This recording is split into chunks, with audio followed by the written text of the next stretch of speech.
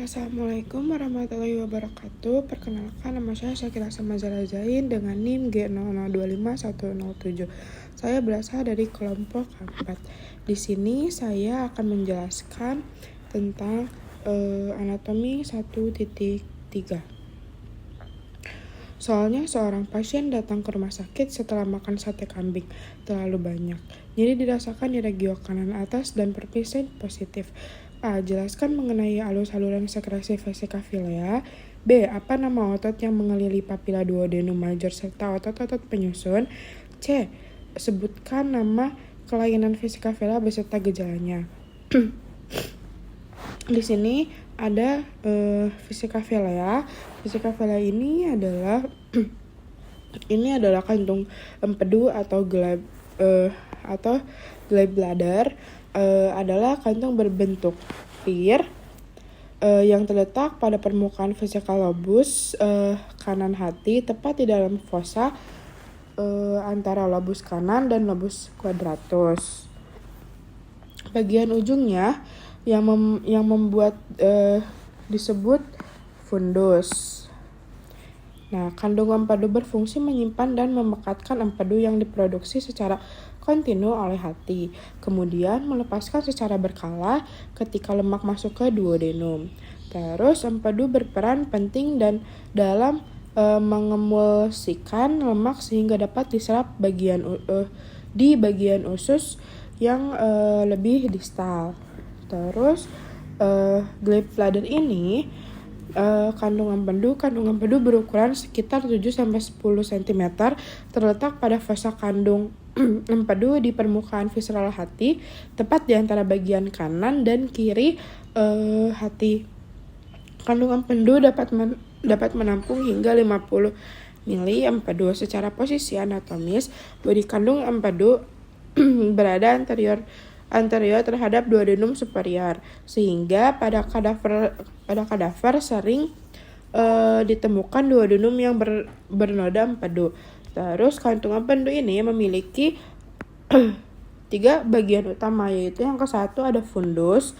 Fundus ini bagian ujung yang membulat, biasanya tampak di tepi bawah hati pada level cartilago costa 3 garis mid clavicula. Terus yang kedua itu ada body ini bagian tengah yang menempel pada permukaan visceral hati dan berhubung dengan kolon transversum serta duodenum superior. Terus ada neck ini yang paling atas, bagian menyempil yang membuat lekukan seperti huruf S dan berlanjut menjadi sitik dog. Nah, ini sitik dog. Sitik dog ini panjangnya bisa sampai 3-4 cm. Hubungan leher kandung empedu dengan common hepatic duct. Dindingnya memiliki spiral valve yang menjaga duct tetap terbuka. Permudahan aliran empedu masuk ke kantung empedu saat Fringer distal menutup. Terus sekaligus mencegah empedu mengalir deras secara tiba-tiba ke duodenum. Terus pada gambar ini kita fokus ke gambar yang kiri. Nah, di sini pada gambar kiri ini terlihat hubungan kandung empedu, vesikavilea, ductus hepaticus communis, terus dan ductus cysticus. Nah, right and left duct mengalir ke empedu dari lobus kanan dan lobus kiri hati. Keduanya bergabung membentuk common hepatic duct from liver. Terus common hepatic duct from liver ini berasal dari penyusun ductus hepaticus dextra dan sinistra, berfungsi membawa empedu yang diproduksi secara kontinu oleh hati. Terus mengalir ke cystic duct from gallbladder. Menghubungkan leher kandung empedu dengan common hepatic duct kemungkinan dua arah aliran. Yang ke satu itu ada empedu masuk ke gallbladder untuk disimpan. Yang kedua itu empedu keluar kembali menuju duodenum. Common bile duct atau duct biliaris merupakan gabungan common hepatic duct dan hepatic duct dan cystic duct. Saluran ini turun di belakang duodenum superior dan kemudian melewati posterior kepala pankreas. Terus ini ada otot papilla duodeni. Papilla duodeni mayor sendiri adalah tonjolan mukosa di dinding duodenum bagian kedua. Di dalam papilla inilah terdapat ampulan hepatoparakterika yang dibungkus oleh Springer Oddi. Papilla ini merupakan muara dari saluran empedu pada duodenum. Terus ini ada otot papilla duodeni. Jadi otot papilla duodeni ini secara anatomi kompleks Springer Oddi. Terus Springer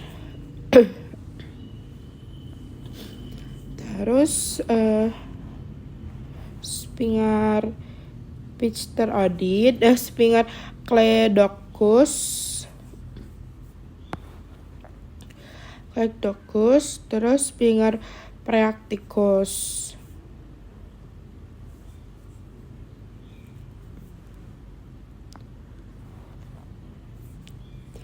Secara umum, ketiganya mengontrol aliran empedu dan getah pankreas masuk ke duodenum dan mencegah refluksi isi duodenum di ductus empedu dan pankreas.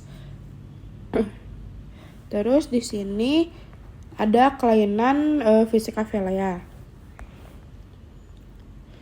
Contoh kelainan vesicaphelia yang pertama adalah kolangitis. Nah, kolangitis ini perbedaan atau infeksi bakteri pada saluran empedu yang biasanya terjadi akibat koledocholithiasis. Nah, gejalanya ini nyeri disertai dengan demam tinggi, menggigil, malaise, serta nyeri hebat di right upper quadrant.